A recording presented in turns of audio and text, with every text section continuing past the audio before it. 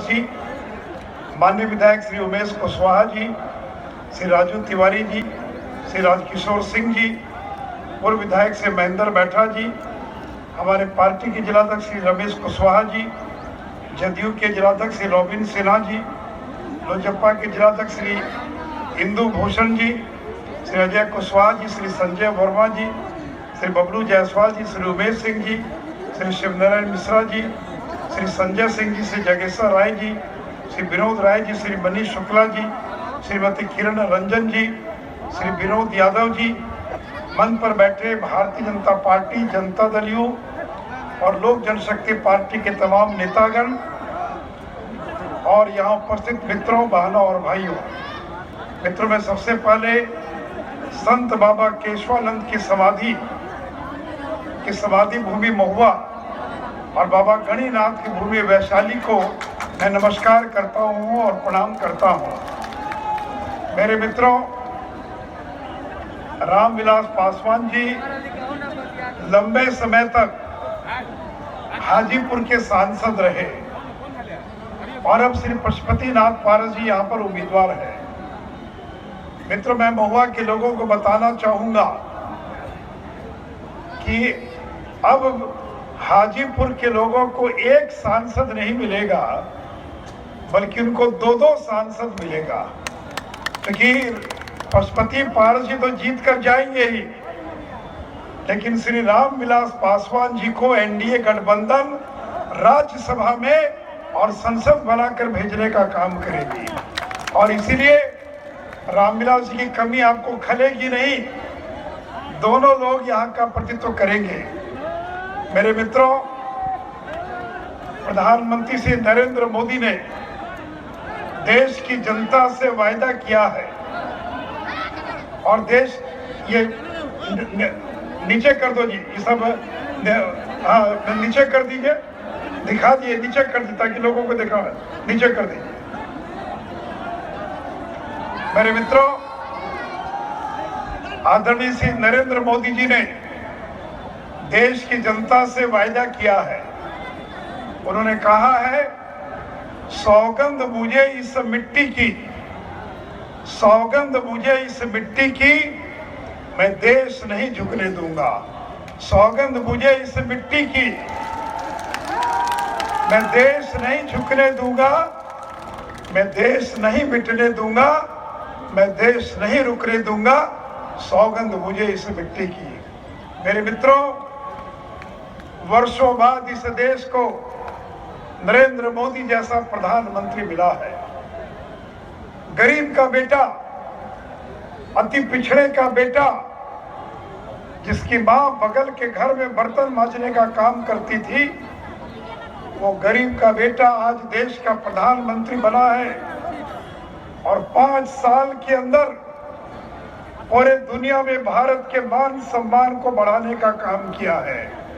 एक ऐसा प्रधानमंत्री जो ईंट का जवाब पत्थर से देना जानता है।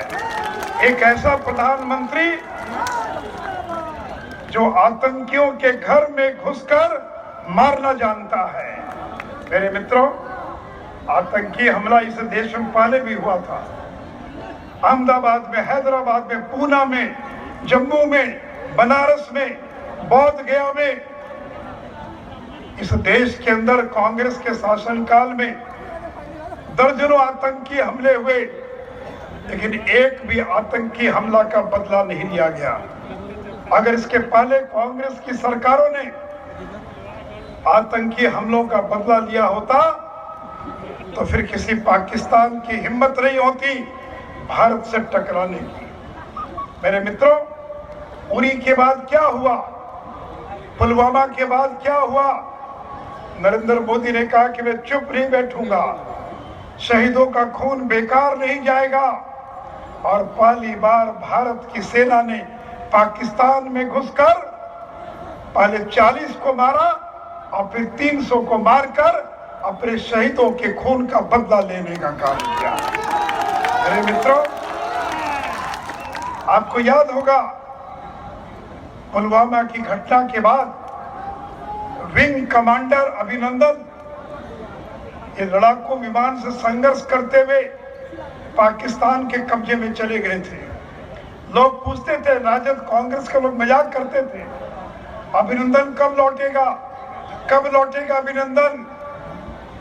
लेकिन मेरे मित्रों, ये नरेंद्र मोदी था, उसने पाकिस्तान को चेतावनी दिया, अगर भारत का बेटा अभिनंदन लौटा नहीं तो हमारी सेना इतनी मार मारेगी कि जिंदगी भर पाकिस्तान उसको याद रखेगा। और उसी का परिणाम था कि 48 घंटे के भीतर अभिनंदन को छोड़ना पड़ा पाकिस्तान को। पाकिस्तान ने घुटना टेक दिया और 48 घंटे में अभिनंदन छूटकर हिंदुस्तान की मिट्टी को चूमता हुआ हिंदुस्तान के अंदर प्रवेश कर गया। मेरे मित्रों, ये जैसे मोहम्मद का सरगना मसूद अजहर, आपने आज पढ़ा, टीवी पर देखा होगा कि पूरे दुनिया ने मसूद अजहर को आतंकी घोषित कर दिया है। अब बच कर नहीं जाओगे मसूद अजहर, तुम्हारे हाथ हिंदुस्तान के सैकड़ों लोगों के खून से रंगे हैं। अब तो दुनिया ने तुमको वैश्विक आतंकवादी घोषित कर दिया। और आपको याद करा दे, ये 2 मई का दिन वो दिन है जब अमेरिका की सेना के लोग पाकिस्तान में घुसकर ओसामा बिन लादेन को मारने का काम किया था। और आज 2 मई का दिन है, मसूद अजहर को वैश्विक आतंकवादी घोषित किया जा चुका है। बच कर नहीं जाएगा, बचेगा नहीं मसूद अजहर। पाकिस्तान याद रखो, अगर तुमने कार्रवाई नहीं की तो हो सकता है कि भारत की सेना पाकिस्तान में घुसकर वही काम करे जो ओसामा बिन लादेन के साथ अमेरिका ने करने का काम किया था। मेरे मित्रों, इस देश को एक मजबूत प्रधानमंत्री चाहिए, एक मजबूत सरकार चाहिए। अगर कमजोर सरकार दिल्ली में बन गई तो आतंकी हमला कोई रोक नहीं पाएगा। अगर कमजोर प्रधानमंत्री बन गया तो रोज चीन और पाकिस्तान हिंदुस्तान को आंख दिखाता घूमेगा। मेरे मित्रों, मजबूत का मतलब प्रचंड बहुमत के साथ बहुमत की सरकार बनाइए।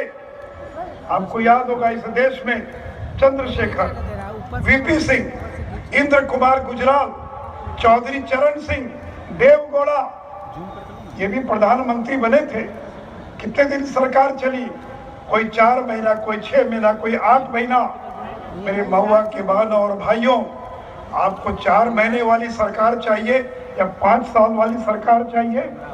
मेरे मित्रों, आपको तय करना होगा। अगर 4 महीने, अगर 4-4 महीने वाले, अब ये लोग तो ये जितने महागठबंधन के नेता हैं, ये सब लोगों के मन में लड्डू फूट रहा है। एक बार कम से कम प्रधानमंत्री का शपथ हो जाए, भले 2 ही महीना के लिए क्यों ना हो, ताकि लिखाएगा तो पूर्व प्रधानमंत्री। मेरे मित्रों, अगर ये 2-2, 4-4 महीने वाले प्रधानमंत्री बन गए तो आतंकवाद का मुकाबला नहीं हो पाएगा। अकेले नरेंद्र मोदी है जो आतंकवाद का मुकाबला कर सकता है। अकेले नरेंद्र मोदी है जो गरीब के घर में पैखाना घर बनवाना भी जानता है और पाकिस्तान से भी 2-2 हाथ करना जानता है। और से मेरे मित्रों, मैं ज्यादा कुछ न कहता हुआ, यहाँ उम्मीदवार पशुपति पारस नहीं है। बिहार के 40 लोकसभा सीट पर एक ही उम्मीदवार है जिसका नाम है नरेंद्र मोदी, नरेंद्र मोदी, नरेंद्र मोदी। और से मित्रों, आज हम लोग यहाँ पर यही अपील करने के लिए आए हैं कि बंगले की बगल वाली बटन दबाइएगा, बंगले की बगल वाली बटन दबाइए। आप जैसे ही कहीं कमल दबाइएगा, कमल के बगल, कहीं तीर के बगल, और यहाँ हाजीपुर के अंदर बंगले की बगल वाली बटन दबाइएगा तो बटन दबते ही आतंकवादियों की नींद हराम हो जाएगी। बटन दबते ही भ्रष्टाचारी कांपने लग जाएंगे। बटन दबते ही दुनिया में भारत का मान सम्मान बढ़ जाएगा। और बटन दबते ही नरेंद्र मोदी फिर से एक बार देश के प्रधानमंत्री बन जाएंगे।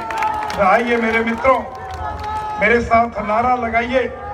मैं कहूंगा फिर एक बार, आप कहेंगे मोदी सरकार, फिर एक बार, और जोर से इधर जो धूप में खड़े वो भी नारा लगाइए, फिर एक बार, फिर एक बार। मैं एक लाइन कहूंगा और वो लाइन खत्म होने के बाद आप कहेंगे मोदी सरकार। घोटालों से मुक्त ईमानदार सरकार, 18 घंटे काम करने वाली सरकार, भ्रष्टाचार पर प्रहार करने वाली सरकार, बड़े और कठोर निर्णय करने वाली सरकार, आतंकियों को घर में घुसकर मारने वाली सरकार, मोदी सरकार। तो आइए मेरे मित्रों, फिर से एक बार नरेंद्र मोदी को 5 साल के लिए देश का प्रधानमंत्री बनाइए और पशुपति पारस जी को जिताइए। जय हिंद, जय भारत, वंदे मातरम।